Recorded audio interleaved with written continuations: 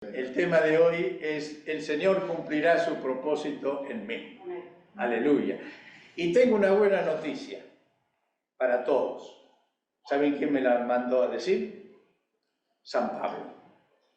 Me dijo: decirles esto a los chicos este domingo. Dice: fíjate lo que dice Filipenses 1:6.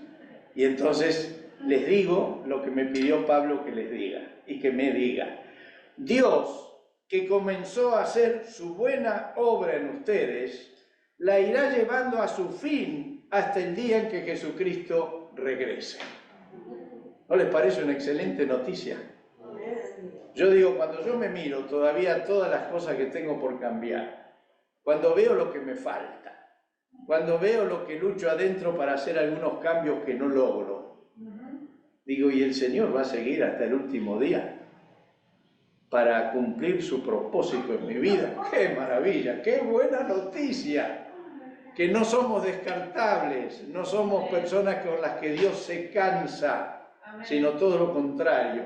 Él sigue hasta que cumpla en nosotros su propósito. ¿No les parece una buena noticia? Tendríamos que darle muchas gracias a don Pablo que nos manda este mensaje para hoy. ¿Cuál es la obra que Dios comenzó en todos nosotros? Nada menos, como sabemos, que ser transformados a la imagen de Jesús. Eso es lo que Dios se propuso. ¿Y saben cuándo se lo propuso? Antes de crearnos. Se ve que en su proyecto, Dios proyecta, es buen ingeniero, imaginó a una familia de muchos hijos parecidos a su hijo, semejantes a él.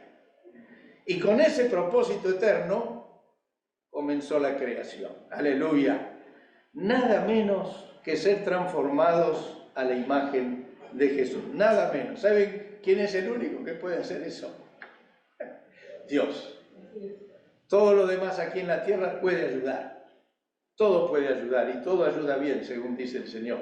Pero el único que lo puede lograr es Dios. Y eso sirve para que nos miremos nosotros y digo, se puede, se puede. Y que miremos a los que nos parece que no se puede. Y digamos, se puede porque es propósito de Dios, no mío. Aleluya. El Señor nos acepta en el estado en que llegamos. Él no rechaza a nadie. No hay nadie que diga, no, este no me lo traiga, que es medio difícil. No, el Señor nos acepta como llega, pero nos va llevando a ser lo que debemos ser. Parte de donde estamos y tiene un claro objetivo de llevarnos a donde nos corresponde. ¿Y sabe entonces qué nos corresponde a nosotros? Se lo voy a decir para que lo proclamemos. Lo que dice el salmista en el Salmo 138:8. Dice así el salmista: el Señor cumplirá su propósito en mí. Es una respuesta de fe del salmista. Él sigue diciendo: tu gran amor, Señor, perdura para siempre. ¿Ven? Coincide con que Dios, hasta que nos muramos, va a estar sobre nosotros. Y después dice algo hermoso el salmista: no abandones la obra de tus manos. Y otra traducción dice: no dejes incompleto lo que has emprendido. ¿No les parece una buena oración para el Señor? Para repetírsela, para clamarle y decir: Señor, vas a cumplir tu propósito en mí. Tu amor, Señor, perdura para siempre. No abandones. No dejes incompleta esta obra que comenzaste. Yo por lo menos lo tengo muy presente y quiero siempre decirle al Señor que no me abandone, que no se canse, que aunque a veces soy duro para cambiar, finalmente su amor me gana. Dios es obstinado, Dios es terco, no para hasta lograr lo que Él se propone con nosotros, porque nos ama. Aleluya. Y eso vale para todos, para los fáciles y para los difíciles. Él decía que estaba empecinado con nosotros. Tal cual, tal cual. Hay muchos ejemplos bíblicos y muchos ejemplos que podríamos contar de personas que conocemos, pero señalé dos. Uno es el de Jacob, cuya historia, para que la lean en casa, está en Génesis desde el capítulo 27 hasta el 35. que no era el mejor que uno podía elegir como persona. En Génesis 25-27 dice que moraba en tiendas. O sea, esta acotación que hace la Escritura es porque el hermano era hombre de campo, hombre rudo, hombre que cazaba. Y digamos que Jacob era otro tipo de persona, un poquito más de vivir entre tiendas. Era alguien especulador. Le cambió los derechos que tenía el hermano mayor de ser el primogénito, se los cambió, vio que venía con hambre y se lo cambió por un plato de lenteja y se ganó los derechos que tenía el primogénito. Después era engañador también, creo que Jacob quiere decir algo así como engañador, el que suplanta, o sea, el que digamos pasa sobre el otro.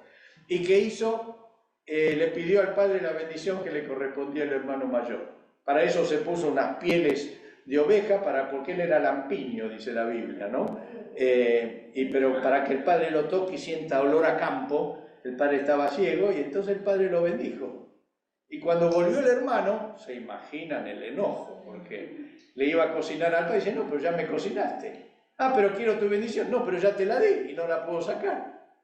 Así que se generó un lío familiar. Y Jacob, ¿qué hizo? Tuvo que huir de su casa paterna porque el hermano lo iba a matar. Lindo hombre. Pero ¿saben? No cambió fácil. Fue a la tierra de su suegro,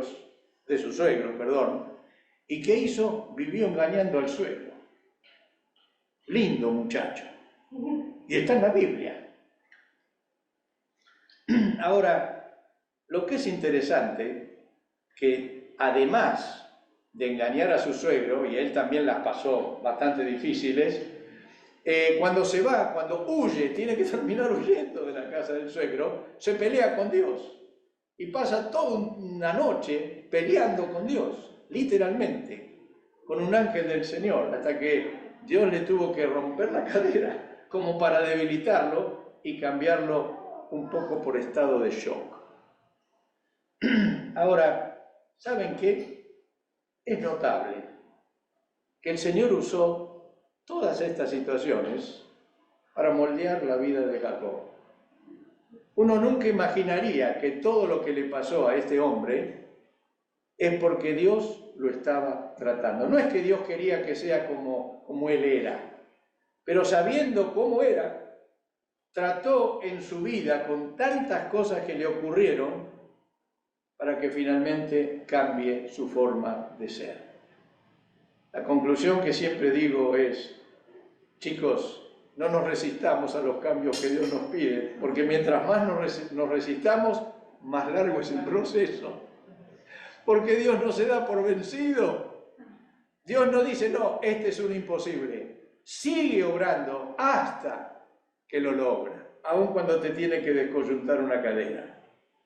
Y mientras más dóciles seamos a los cambios que Dios nos pide, más rápido el Señor nos hará semejantes a Jesús. Ahora, es interesante que en todo este proceso, Jacob tuvo conciencia de Dios por primera vez estando en el desierto. Cuando estaba huyendo de su casa para ir hacia la tierra de su suegro, en eso, sin que él se lo proponga, tuvo un sueño que vio ángeles subir y bajar del cielo y tomó conciencia de que había Dios.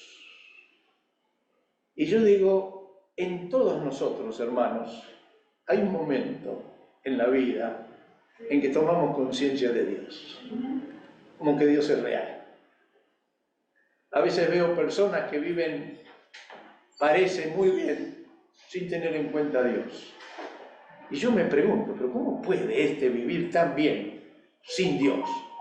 Yo no paso un día que no tengo necesidad de clamar a Dios y llevo 50 años de creyente. Y estos viven una vida como si la vida les sonriera, sin tener conciencia de Dios. Pero hay un momento donde Dios se hace presente, más allá de que uno se lo pida o no. Programa de Dios. ¿Por qué lo hizo con Jacob en ese momento en el desierto? No sé. Pero ahí por primera vez Jacob tuvo conciencia de Dios. Dice así Génesis 28, 16 y 17. Al despertar Jacob de su sueño, pensó, sin duda el Señor está en este lugar y yo no me había dado cuenta.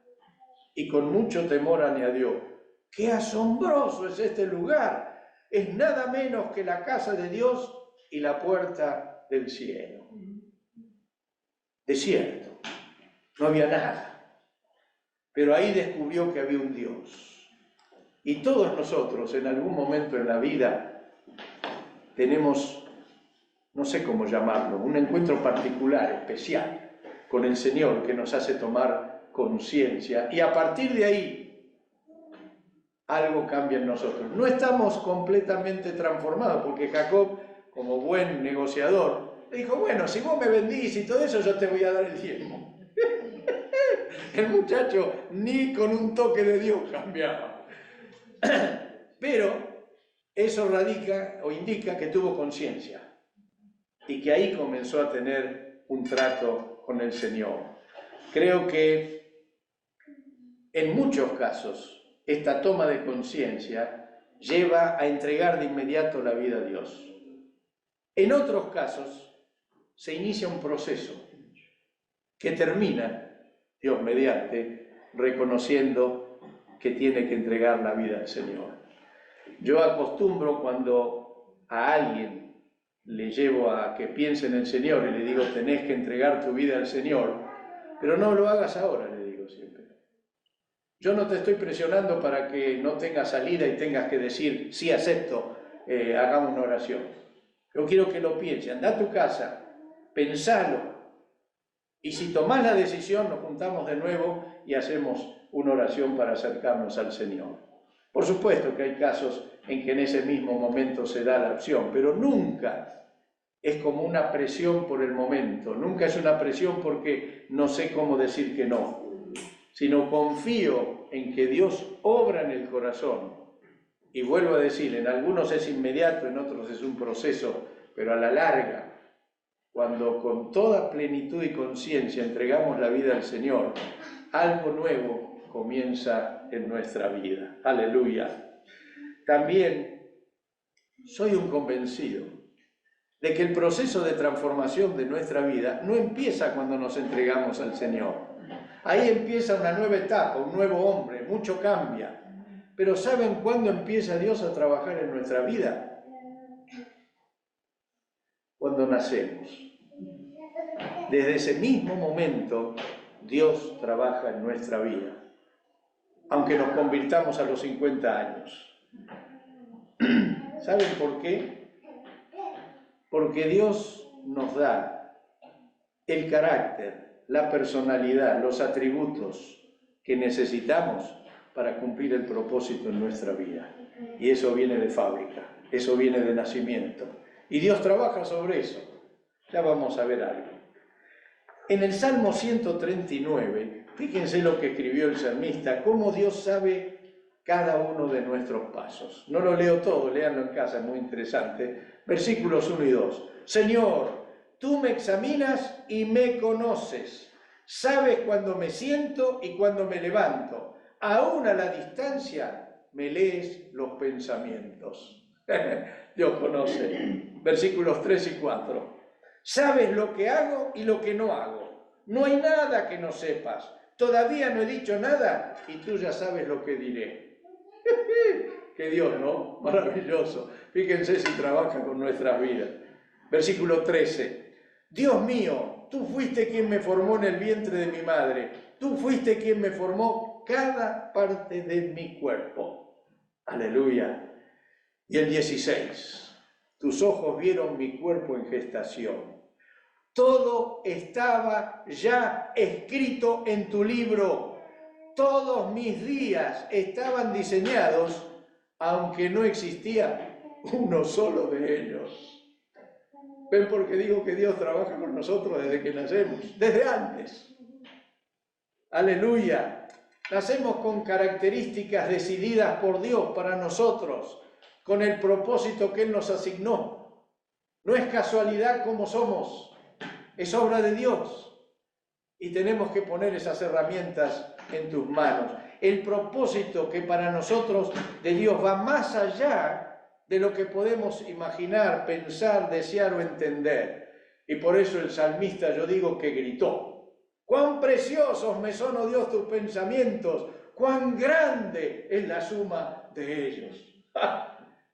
Acá el salmista, después de ver todo lo que Dios era y hacía y cómo le dio vida, no tuvo otra cosa que gritar, que estaba lleno de esa maravilla que es Dios. Aleluya. Aleluya. Otro ejemplo bíblico de transformación, muy conocido por todos, fue del apóstol Pablo. Él practicaba y defendía la ley tan obstinadamente que nada lo detenía para ir en contra de los que pensaban diferente. Era un hombre muy de guerra, de armas tomar. Miren lo que acá dice Hechos 7, 58 y 8:1.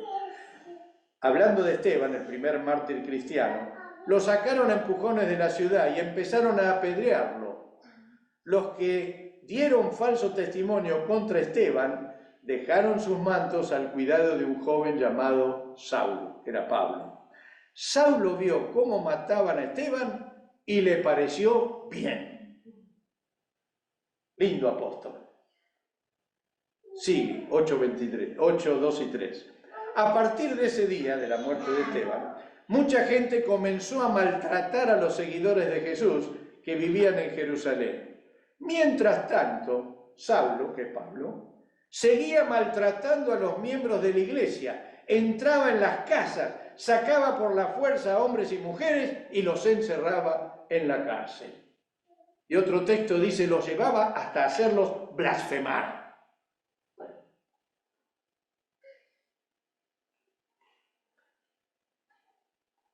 Persiguiendo a los cristianos, Pablo tuvo un shock de encuentro con el Señor. Y yo te pregunto, ¿vos elegirías a un hombre así para ser el que iba a organizar toda la doctrina y todo el funcionamiento de la iglesia que estaba fundando el Señor? ¿Para qué metió a los 12? ¿Para qué llamó a los 12?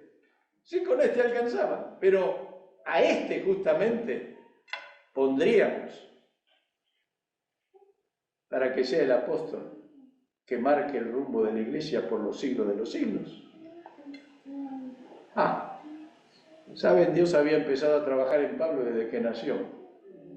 Pablo fue un erudito de la ley. Conoció la ley como pocos. Era un hombre que, equivocado, pero quería servir a Dios. Y todo eso lo trajo de fábrica. Y en el momento que el Señor lo consideró, hay un texto que dice, cuando plugo a Dios, en la versión vieja, cuando agradó a Dios, lo llamó. Y lo transformó de tal manera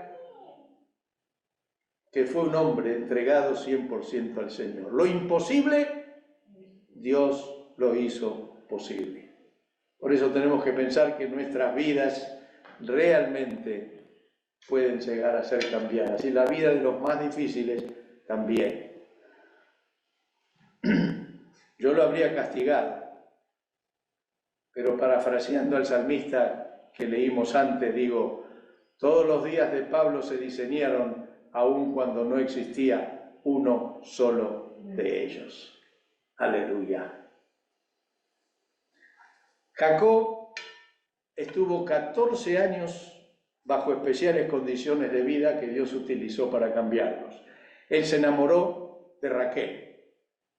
Es fácil enamorarse de una Raquel. ¿Eh? Yo me acuerdo que una vez volvía del trabajo, tenía un Fitito 600, ¿no? Y siempre antes de ir a la facultad pasaba por la casa y Raquel justo ese día bajó con un solero que le quedaba precioso. Y bajó y salió y yo venía con el Fiat 600, ¡pum! Me subí arriba a la vereda. Viéndola.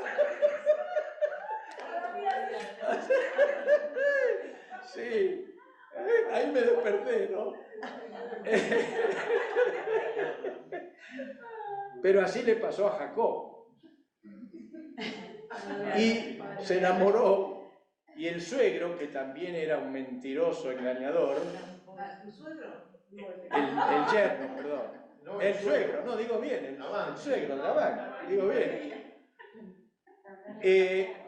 La noche de bodas, para la noche de bodas le entregó a la otra hija, a la que era más grande. Y claro, como ahí no había luz eléctrica, él estaría encantado de tener su boda en luna de miel, su noche de miel en la carpa oscura, no se avivó y siguió con la hermana mayor. Se avivó a la mañana cuando ella le trajo el desayuno y dijo, yo no me casé como si te casaste conmigo.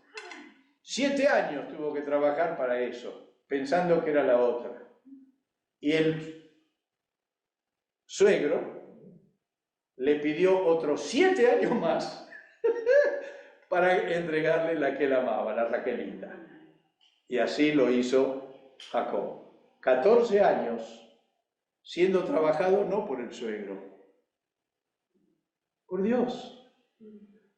Ahora era tan duro Jacob y tan difícil que aún con el encuentro que había tenido necesitó 14 años para que Dios lo transforme.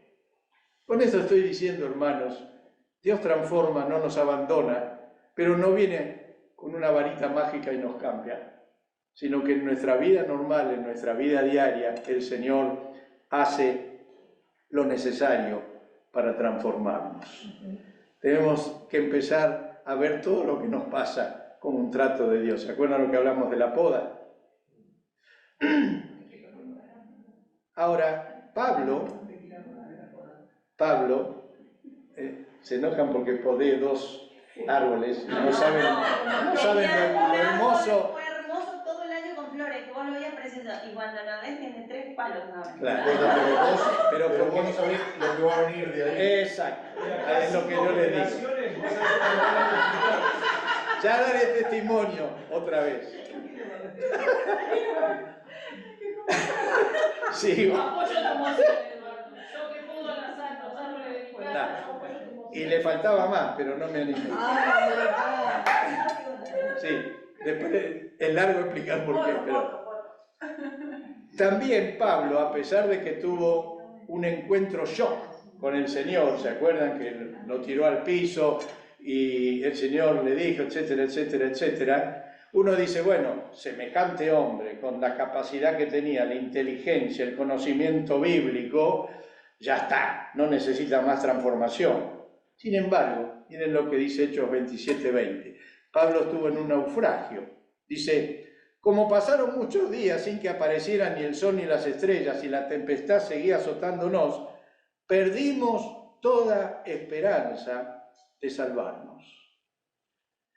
No creo que sea muy lindo sentirse frente a la muerte.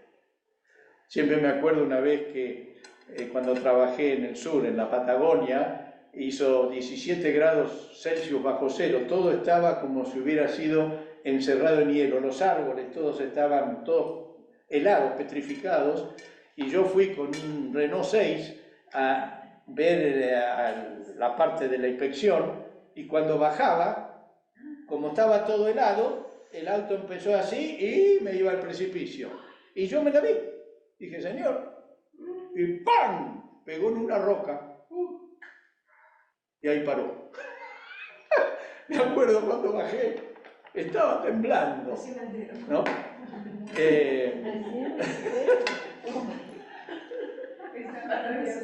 Pero es cuando uno se la ve venir, decimos nosotros.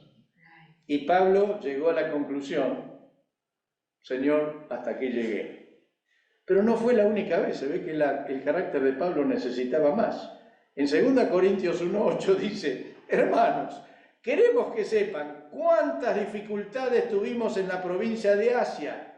Fue una prueba tan dura que ya no podíamos resistir más y hasta perdimos la esperanza de salir con vida.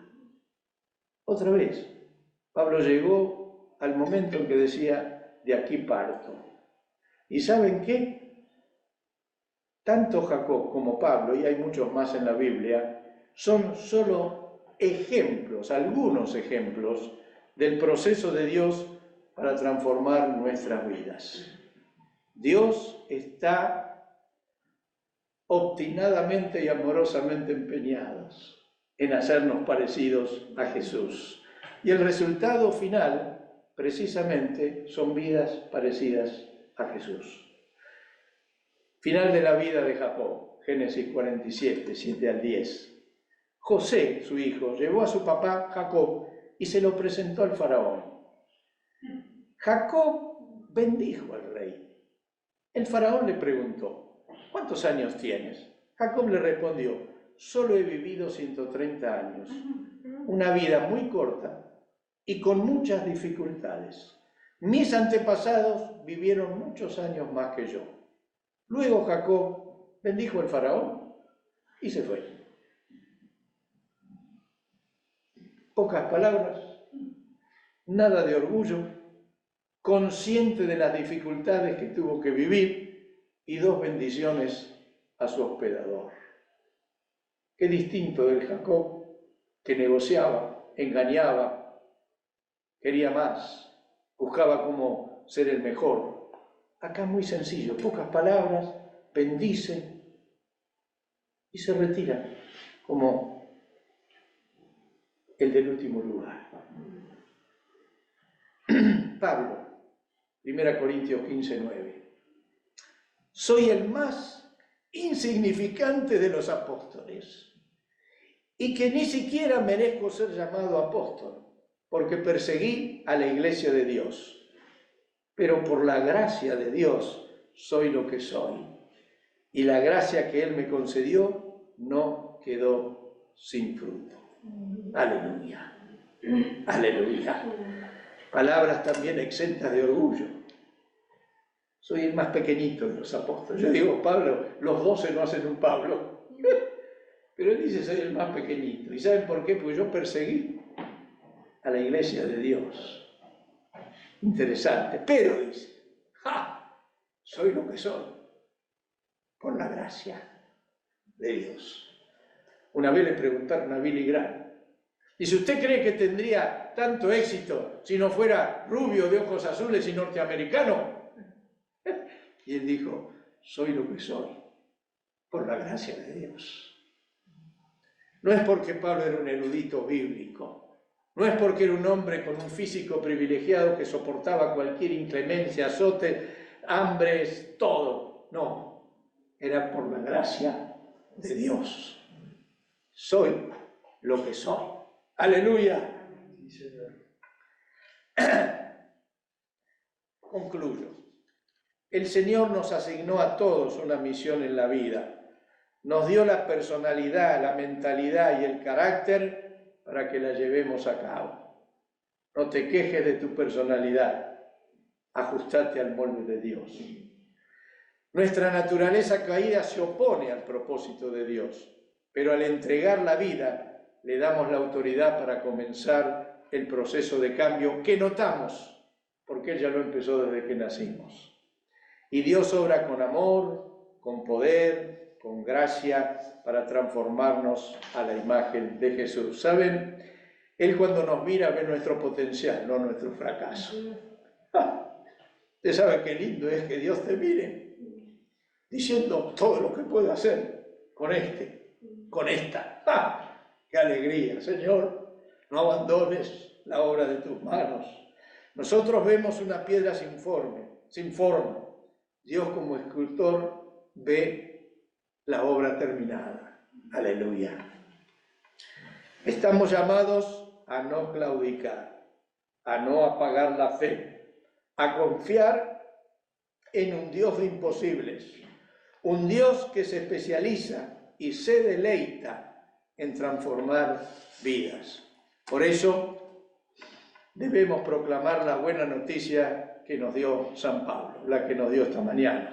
Dios que comenzó a hacer la buena obra, digamos, en mí, la irá llevando a buen fin hasta el día en que Jesucristo regrese. Ni una hora menos, hasta el día, porque ahí seremos transformados directamente a la imagen de Jesús, lo que nos resta de ser transformados. Y debemos proclamar lo mismo que dije antes con el salmista, El Señor cumplirá en mí su propósito. Tu gran amor, Señor, perdura para siempre. No abandones la obra de tus manos, no dejes incompleto lo que has emprendido. Amén. Amén. Aleluya. Pregunto, el Señor nos dice, ¿estás confiando en su obrar en tu vida? Aleluya.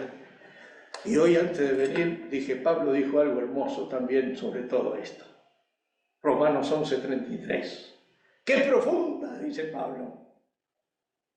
Son las riquezas de Dios y su sabiduría y entendimiento. Nadie puede explicar sus decisiones ni llegar a comprender sus caminos. Pues ¿quién conoce la mente del Señor? ¿Quién puede darle consejos? ¿Quién le ha dado algo antes para que Él tenga que devolvérselo? Porque todas las cosas vienen de Dios y existen por Él y para Él. Gloria para siempre a Dios. Amén. Amén. Amén. Amén. Bendiciones. Qué bendición. Aleluya. Gracias, Salvador.